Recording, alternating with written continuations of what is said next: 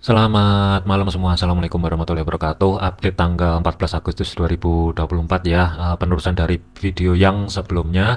Tetapi kita masuk dulu dari segi fundamental yang barusan rilis itu ada indeks harga konsumen ya.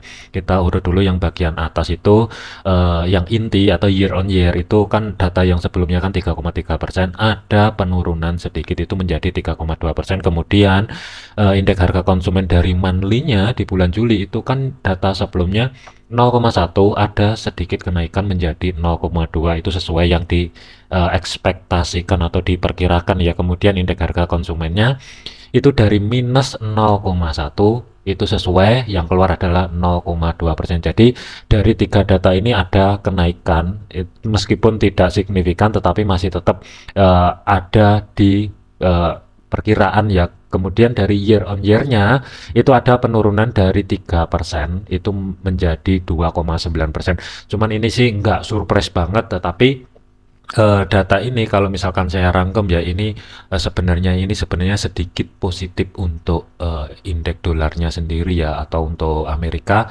Kemudian kita masuk dari segi indeks dolar dari segi time frame satunya harga itu penurunan zona tengah itu sudah di break, tetapi harga ini tertahan di level area support pertama weekly kurang lebih di sini yang berada di 102,39 ya.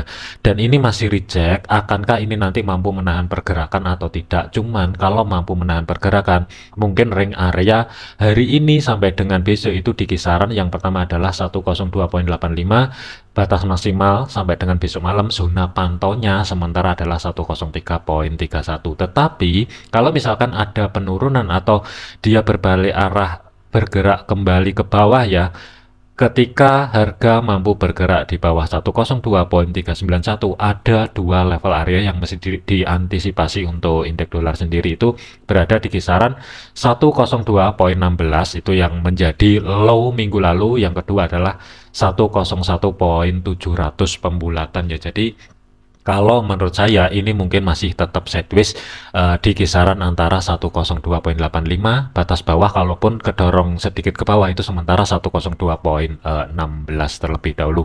Kemudian untuk gold, pergerakan untuk gold itu dampaknya sedikit spike ke atas tetapi dia reject dan harga ini masih belum bisa dikatakan akankah lanjut ke atas atau bergerak balik ke bawah. Kuncinya adalah kalau misalkan harga ini kan sebenarnya kalau kita lihatin dari segi time frame satu sebenarnya ini sideways, kurang lebih sidewaysnya itu ada di zona yang di blok merah. Batas bawah itu berada di level area resisten pertama monthly itu 2456. Kalau misalkan harga mampu bergerak balik di bawah level area tersebut, mungkin ada potensi akan terkoreksi terlebih dahulu di kisaran level area 2443, batas maksimal adalah 2423, kurang lebih di kisaran level area tersebut. Tetapi kalau misalkan 2456 ini mampu menahan pergerakan ketika kedorong ke bawah, ada potensi ini mungkin akan lanjut ke atas 2490 sebelum drop secara signifikan.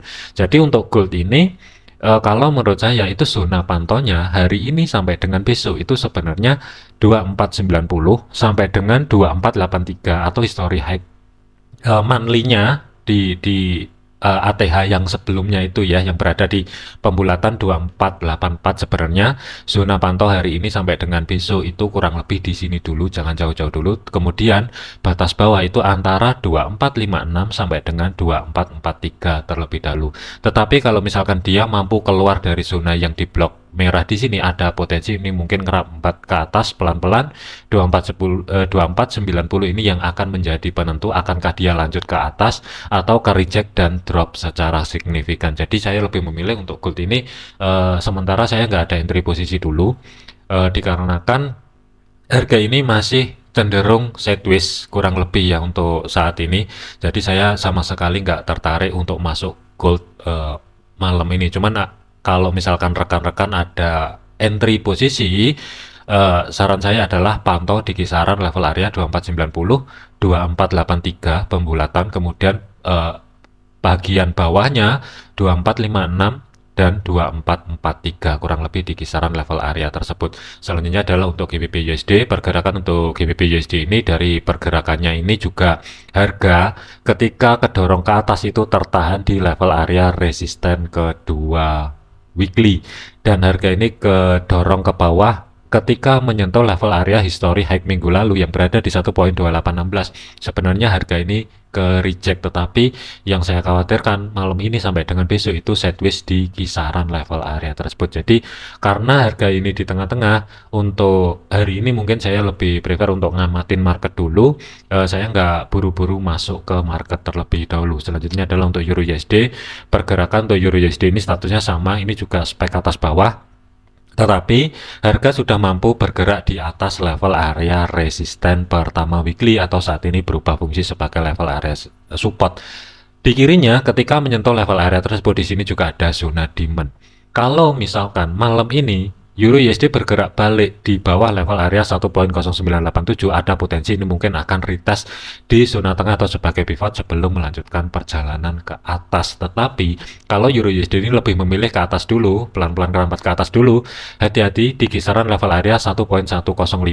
Yang saya khawatirkan di kisaran level area tersebut, sebelum naik lebih tinggi, yang saya khawatirkan ini nanti terkoreksi sedikit lebih dalam baru melanjutkan perjalanan ke atas. Jadi ada potensi untuk Euro USD ini kemungkinan malam ini akan retest kembali di level area 1.0987. Selanjutnya adalah untuk AUD USD. Pergerakan untuk AUD USD ini harga juga sama statusnya, posisi saat ini berada di level area di atas resisten pertama weekly atau saat ini berubah fungsi sebagai level area support. History high minggu lalu itu berada di kisaran level area 0.6605. Kuncinya adalah kalau misalkan dia mampu bergerak di bawah history high minggu lalu, ada potensi ini mungkin AUD USD akan terkoreksi sedikit lebih dalam sebelum lanjut ke atas kembali. Kuncinya adalah di level area 0.6562. Tetapi kalau misalkan penurunannya malam ini sampai dengan besok tertahan di level area 0.6605 dan sebagai psikopres levelnya itu berada di 0.6600, kalau mampu menahan pergerakan ketika harga ini turun ke bawah ya dan ditahan di level area tersebut, ada potensi ini mungkin akan ngejar resisten kedua weekly 0.6691 terlebih dahulu. Jadi saat ini dikarenakan ada dampak dari fundamental yang saat ini masih di price in ke market, saya lebih memilih netral dulu. Saya akan mengamati dulu, kalaupun kedorong ke bawah dan ke reject ya, kalau misalkan dia ke sedekat mungkin ke 0.6526, mungkin saya akan tunggu konfirmasi pembalikan arah di sini untuk buy AUD USD. Tetapi dari segi targetnya mungkin 0.66500 itu sebagai TP1, TP2 adalah 0.66900-an. Tetapi saya lebih memilih sementara ini wait and see terlebih dahulu. USD CAD, pergerakan untuk USD CAD ini meskipun sesuai diantisipasi planning kemarin ya, harga ini ke reject di zona yang saya blok orange di sini. Cuman kalau ada rekan-rekan yang ada buy di kisaran level area tersebut, untuk stop loss ini masih belum bisa di adjust atau belum bisa dimajukan. Tetapi dari segi targetnya untuk TP1 itu berada di kisaran level area 1.3756, ruang gerak sekitar 55 pip. TP2 itu antara 1.3803, 100 pip atau di atasnya zona tengah atau sebagai pivotnya 130 pip yang berada di 1.3832. Jadi kesimpulannya untuk USD CAD ini nggak banyak update. Kalau misalkan ada rekan-rekan yang ada buy ketika ngeliatin outlook yang kemarin ya, harga ini kurang lebih pas di level area zona yang saya blok orange ini. Skenario yang pertama harga ini ke reject ke atas. Jadi sementara ya kalau ada yang entry di sini stop loss jangan digeser dulu, ruang gerak sekitar kurang lebih 30-an pip kurang lebih kalau dapat harga di 1.3700-an. Tetapi kalau sedikit di atasnya ya kurang lebih untuk stop lossnya itu antara 30 sampai dengan 35 pip. Jadi kesimpulannya ya CAD on track, planning adalah buy, ini sudah jalan. USD Swiss, pergerakan untuk USD Swiss untuk harga saat ini tuh masih bermain-main di kisaran level area resisten pertama weekly atau saat ini support ya, karena harga berada di atas level area tersebut 0.8633. Kuncinya adalah ini nanti kita lihatin dulu mampu menahan pergerakan atau tidak. Kalau misalkan tidak mampu menahan pergerakan dan dia lebih memilih bergerak di bawah level area tersebut, apalagi membentuk low baru hari ini, ada potensi ini mungkin akan ngejar pivot dulu sebelum lanjut ke atas kembali. Tetapi kalau misalkan dia mampu menahan pergerakan dan harga ini bergerak terus ke atas, kuncinya adalah di 0,8674 pembulatan atau history high minggu lalu. Kalau misalkan USD Swiss ini mampu lewat di atas level area tersebut, ada potensi ini mungkin akan mengejar level area resisten kedua weekly yang berada di 0,8754. Selanjutnya, yang terakhir adalah untuk USD Yen. Pergerakan untuk USD Yen ini statusnya juga sama, spike atas bawah, tetapi harga ini masih bermain-main di kisaran level area resisten pertama weekly 146,86 kurang lebih ya.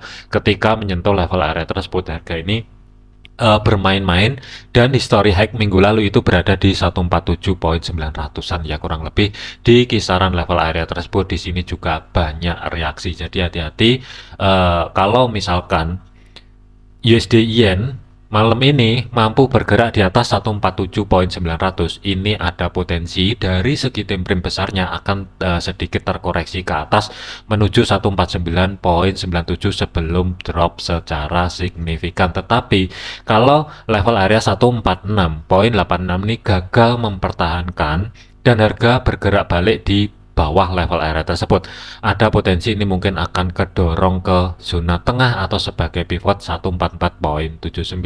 USD Yen ini kemungkinan tidak akan turun jauh di bawah 142,72 selama zona tengah atau sebagai pivot ini masih tetap bertahan atau belum dijebol. Jadi hati-hati kalau misalkan mau trade breakout, tapi hati-hati besok di sesi Asia itu ada data penting yang akan rilis di Jepang ya.